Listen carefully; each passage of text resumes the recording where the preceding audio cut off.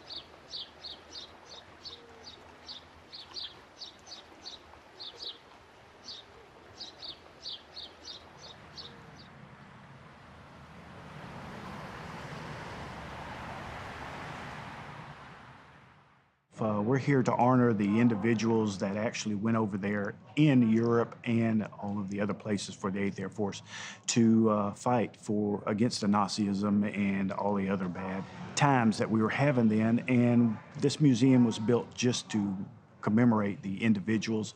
This is just a centerpiece of it because this is part of the 8th Air Force. There was like 10 airplanes, but this was one of the masters of the 8th Air Force, this and the B-24, which is right next to us.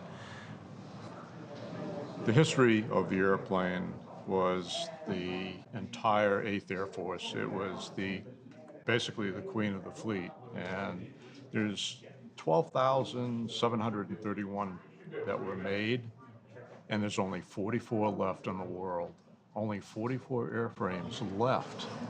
And one of the stipulations here was that this is going to be the history of the 8th Air Force. And the B-17 was the workhorse of the 8th Air Force. So they wanted one here, and so they looked and looked and looked, and they found one at the Smithsonian in Washington, D.C., and this came out of Washington, D.C. It was up there for like 25 years, undercover, but it was outside. And they decided that, okay, this is the one that we wanted to put together. I used to lay on my back years ago, back in the early 40s, and watch these airplanes fly overhead with young crews who had never been in battle before, who had no idea what they were getting into, but they were young people and indestructible.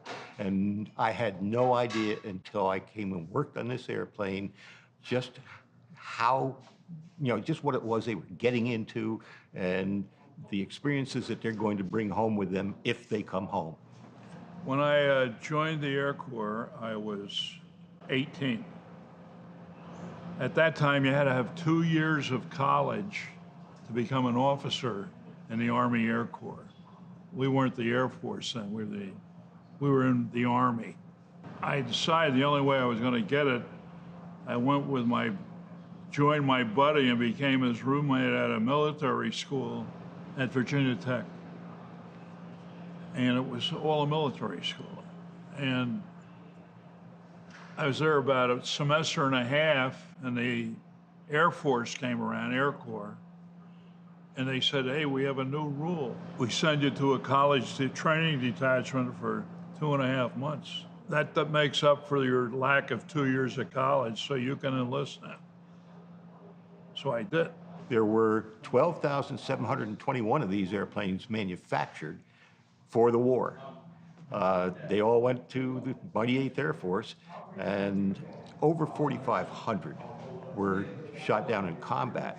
That leaves an awful lot that didn't get shot down in combat, and they were lost to either accidents during training or mid-air collisions or some other non-combat type of accident that took place.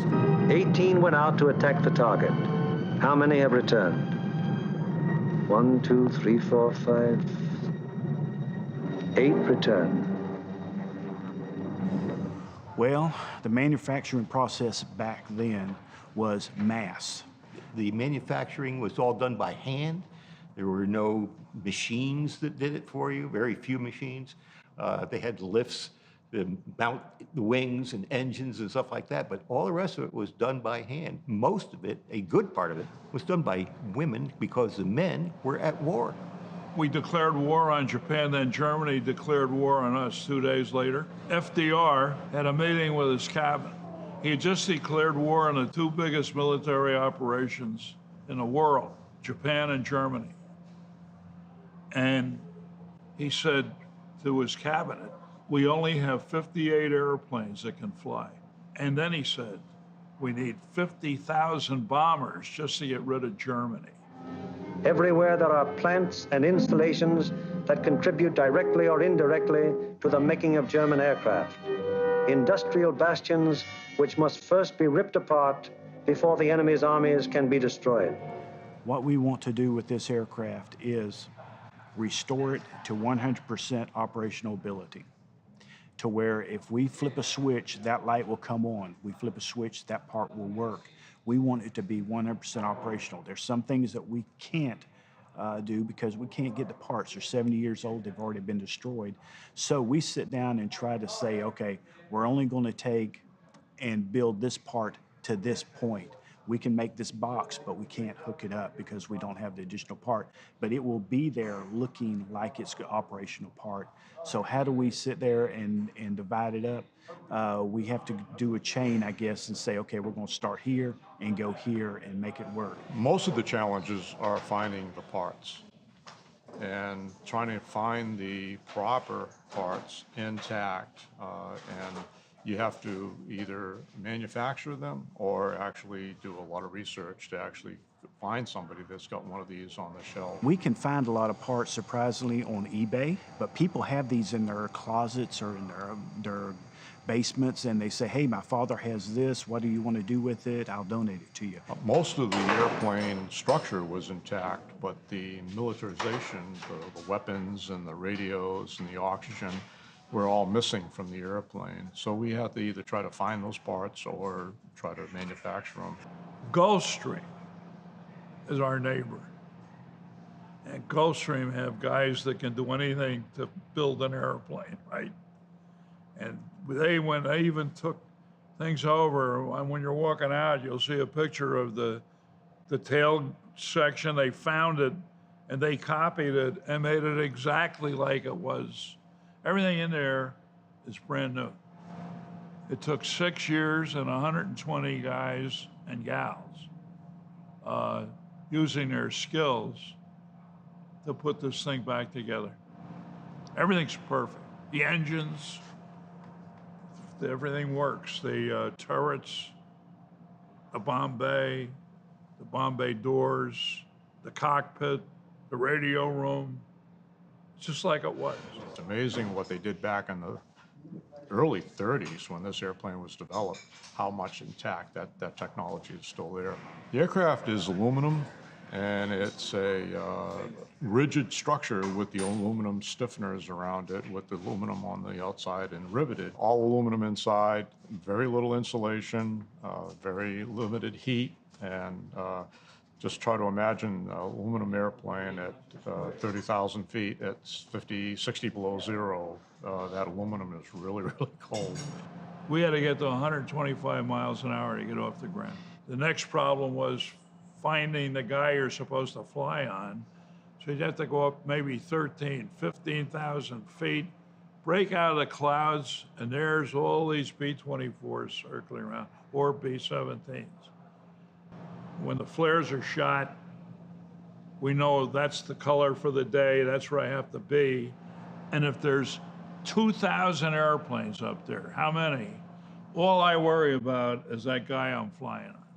And I get to close to him as I can.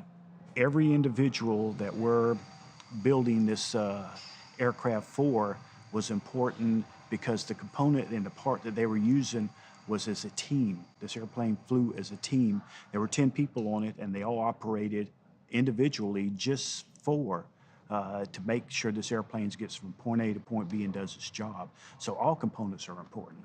Started out, we had 10-man crew, pilot, co-pilot, bombardier, navigator, all officers, okay? The rest of the guys were all sergeants, radio operator, engineer, the flight engineer, waist gunner, two of them, one on each side, Sperry ball gunner, the thing hanging down, very bad job, very bad. And tail gunner, pretty bad job.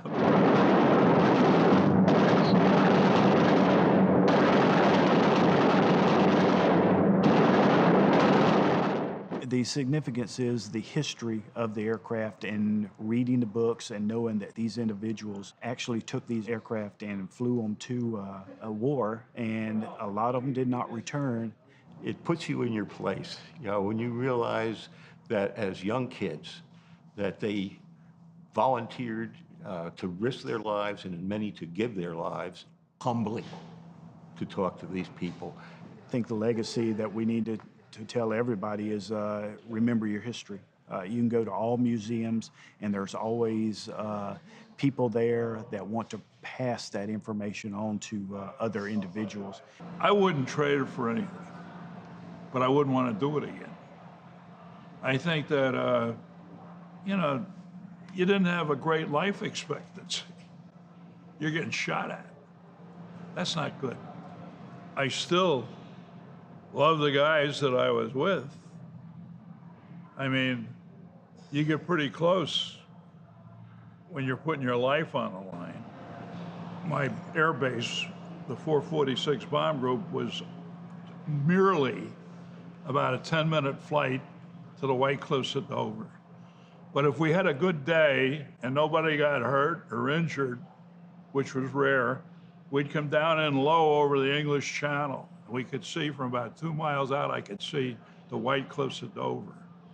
And I'd pull up, get in a traffic pattern, and land. We're home, And the great song then was White Cliffs at Dover by Vera Lynch. And she sang, "There'll be bluebirds over the White Cliffs of Dover tomorrow. Just you wait and see. There'll be love and laughter and peace ever after tomorrow when the world is free. The shepherd will tend his sheep. The valley will bloom again. And Jimmy will go to sleep in his own little room again. There'll be bluebirds over the White Cliffs of Dover tomorrow. Just you wait and see." We're home, guys. There'll be bluebirds over the White Cliffs of Dover tomorrow. Just you wait and see. There'll be love and laughter and peace ever after tomorrow when the world is free.